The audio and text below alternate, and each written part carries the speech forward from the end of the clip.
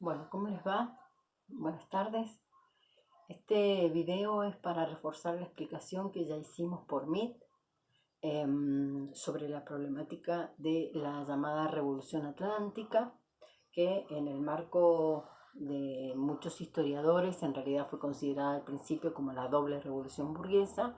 y eventualmente con la incorporación de las problemáticas americanas, ¿sí?, a ambos lados del Atlántico, se la consideró como las revoluciones atlánticas, ¿no? Cronológicamente estas revoluciones las podríamos ordenar de la siguiente manera: el proceso de independencia de las colonias inglesas de América del Norte entre 1776 y 1786, fines del siglo XVIII; el proceso de la revolución industrial del otro lado del Atlántico, que en realidad no tiene un acontecimiento específico, sino que es un proceso complejo que incluye lo tecnológico, que incluye lo económico, que incluye lo político, incluye lo social, que terminó llamándose revolución industrial, y revolución en el sentido de los cambios que va a producir, no por el hecho en sí mismo de una revuelta armada, por ejemplo. Luego tiene lugar la Revolución Francesa, que aunque se inicia en París y aparece como un fenómeno absolutamente local del Estado monárquico francés, rápidamente se va a esparcir por Europa, diseminar iba a decir, por Europa, y esto va a generar una guerra entre varias naciones europeas que no querían que el modelo revolucionario francés, que básicamente es el que termina con el antiguo régimen, recuerden, es todo lo que estuvimos viendo, todo lo que tiene que ver con la monarquía absoluta, con la forma de concebir el poder y el Estado. Lo que va a hacer la Revolución Francesa es poner en jaque eso. Y finalmente el proceso de las revoluciones en Hispanoamérica, ¿no? Las colonias españolas que a partir de el proceso revolucionario francés y la invasión de los ejércitos napoleónicos de España, empieza en América un proceso súper complejo y muy heterogéneo. No fue lo mismo en un virreinato que en el otro, ni siquiera dentro de los mismos virreinatos en una ciudad que en la otra. Y esas revoluciones hispanoamericanas entre 1808 y finalmente 1824 aquí en el Cono Sur van a dar lugar a lo que se conocen como las guerras de independencia del Imperio Español. Entonces, esta complejidad de procesos que tienen lugar entre fines del siglo XVIII y principios del siglo XIX es la que vamos a ir abordando ahora. ¿Por qué? Primero por la relevancia que tienen, digamos, todas tienen que ver con el inicio de lo que vimos, ¿se acuerdan? En primer año, eh, con la edad contemporánea, la llamada edad contemporánea, que es, según la mirada europea, se daría con la Revolución Francesa de 1789. Eh, pero también tienen que ver con el proceso revolucionario de mayo, que es lo que nos interesa a nosotros particularmente, ¿no? Que es lo que venimos charlando. eh, Nuestro programa de segundo año en nuestra escuela tiene que ver con la historia argentina del siglo XIX. La independencia de las colonias inglesas de América del Norte, como el primer proceso, digamos, en términos cronológicos,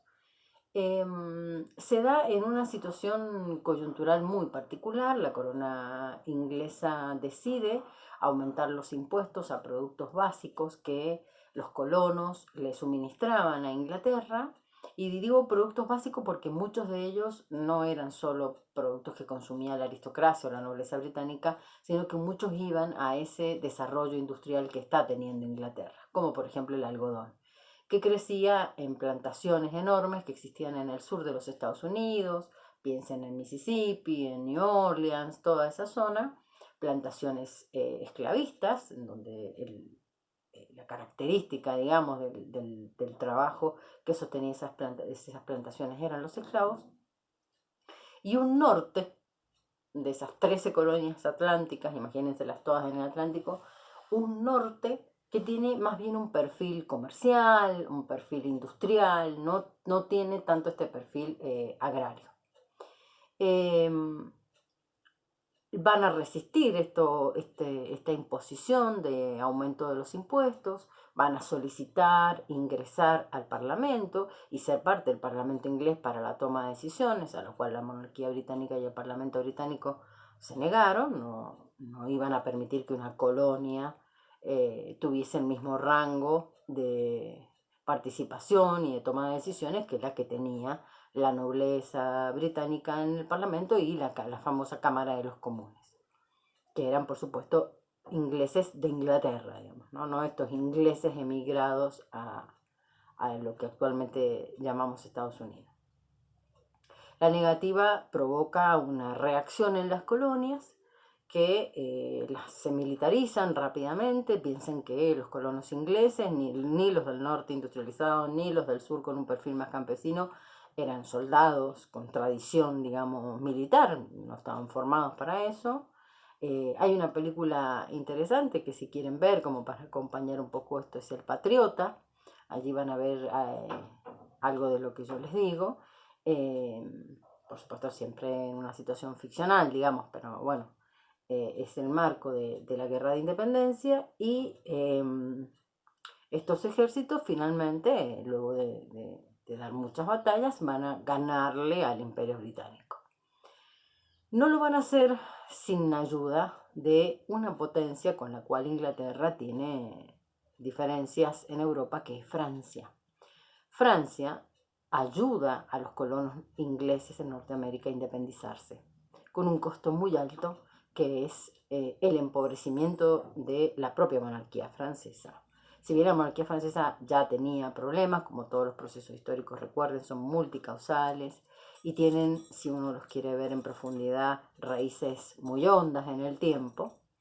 la monarquía francesa se debilita mucho con este aporte de dinero, de recurso humano, envían generales franceses para leccionar a estos campesinos. Bueno, en ese desgaste que la monarquía francesa tiene, también se la reconoce, digamos, como una de las causas del propio proceso que la Revolución Francesa va a sufrir. Hay un elemento, digamos, muy importante para la Revolución Francesa en sí mismo, que es el tema de la guerra de las harinas, que se llamó, fue el aumento del precio del trigo. Ustedes saben que si aumenta el trigo, aumenta el pan, y el pan era lo que comía la mayoría de la gente, digamos, ¿no? Las clases populares, las clases trabajadoras. Y eso tiene que ver básicamente con el hambre, y si tiene que ver con el hambre, como hablábamos recién, yo les decía, siempre que un pueblo tiene hambre van a haber problemas, digamos, eso es, no soy muy amiga de hacer generalizaciones ni de leyes generales, no, esto es historia, pero sí puedo decirles que en muchos momentos de la historia humana, en diferentes tiempos y en diferentes lugares,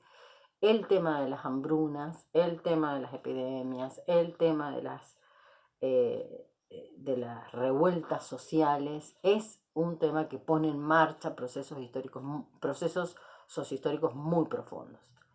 La guerra de las harinas va a ser otra de las causas, digamos, que va a poner en marcha la revuelta francesa, la revolución francesa. Retomamos el tema de la independencia. Ven que tenemos que ir y venir y hacer el círculo, por eso es atlántica, digamos, ¿no? Porque en realidad una cosa llevó a la otra. El triunfo de los revolucionarios ingleses frente al Imperio Británico va a significar para las colonias españolas un gran modelo a seguir, como decir, bueno, si ellos pudieron contra los ingleses, nosotros quizás también podríamos contra los españoles. Es muy compleja porque es muy heterogénea la realidad de esa aristocracia indiana que nosotros tenemos en las colonias españolas, los proyectos políticos que se pensaban a fines del siglo XVIII, a principios del XIX, por parte de criollos, de algunos españoles peninsulares, son también muy disímiles, no es lo mismo el virreinato de la Nueva España que el virreinato del Río de la Plata, pero sí aparece esta idea de hay una resistencia mestiza, los criollos están muy incómodos con su situación, digamos, siempre marginal y periférica en cuanto a los beneficios que significaba el comercio de ultramar, porque los que van a tener esos beneficios van a ser los peninsulares. Van a producirse revueltas indígenas, una muy importante fue la revuelta que lideró Tupac Amaru, la revuelta que levantó a más de 1 millón de indígenas en todo lo que fue el altiplano peruano-boliviano, que si bien no fue una revuelta independentista, digamos, no fue antimonárquica, sí generó todo un malestar social que va siendo como un caldo de cultivo, ¿no? Es como decir, bueno, se va armando despacito, despacito una bomba nuclear que finalmente con los procesos que se van a disparar en Europa, con la invasión de Napoleón de España, el apresamiento de los reyes, ya lo vamos a ver obviamente esto en detalle, las colonias españolas quedan virtualmente sin cabeza. Recuerden que el esquema piramidal de tener un monarca y nosotros ser colonias, un virrey, queda virtualmente acéfala, digamos, quedan las colonias. Para muchos revolucionarios ese era el momento oportuno para iniciar el proceso de revolución e independencia. Otras posturas eran esperar y ver qué pasa. Otros decían, bueno, ¿por qué no pedimos un protectorado británico y aprovechemos ahora que España es un desastre? Bueno, van a ver que van a haber diferentes proyectos políticos que los vamos a ir viendo. Lo que me interesa de este video es que comprendan claramente este concepto de revolución atlántica, las características generales de cada uno de estos procesos, la independencia de las colonias inglesas, el proceso revolucionario industrial y la Revolución Francesa, y después en foco y en zoom y con detalle vamos a ver el proceso revolucionario en América y especialmente el proceso revolucionario de Mayo. Bueno, recuerden que siempre estoy a un clic de cualquier explicación para resolución de cualquier duda. Les voy a estar subiendo por nuestra plataforma de Go School este videíto, el link de este videíto que va a estar colgado en el canal, así como una guía de lectura y actividades. Recuerden aquellos consejos que yo les di de cómo les es más fácil, me parece, no solamente resolver una guía de actividades, sino sobre todo aprender y estudiar historia, que es ver el video, mientras escuchan el video van tomando apuntes de aquello que entienden, de aquello que les parece importante, de aquello que no les parece tan importante, de aquello que no entienden, una palabra que yo haya nombrado, algo que yo haya dicho, ustedes la notan, es como decir, desmenuzo el video que me mandó la profe, después hacen una lectura, acuérdense del diagrama, de la lectura, de la bibliografía que está seleccionada para este tema, y eventualmente van a la guía de lecturas y actividades que yo les voy a proponer para ir resolviendo justamente esas actividades. Recuerden que hacerlo de esta manera no es una cuestión caprichosa ni mía, ustedes tendrán sus matrices y sus patrones para estudiar, es simplemente una sugerencia que me parece que les suma mucho en el orden, les suma mucho en el análisis, les suma mucho en la comprensión, y les diría que cuando han hecho todo ese proceso de lectura crítica, de análisis, de comprensión, de registro de información, ya casi no hace falta más que darle una leída cuando haya que estudiar, cuando haya que rendir, cuando haya que una lección oral o cuando haya que rendir una evaluación escrita, cualquier formato que tengamos de evaluación, ya van a ver que si lo hacen de esta manera es un golazo.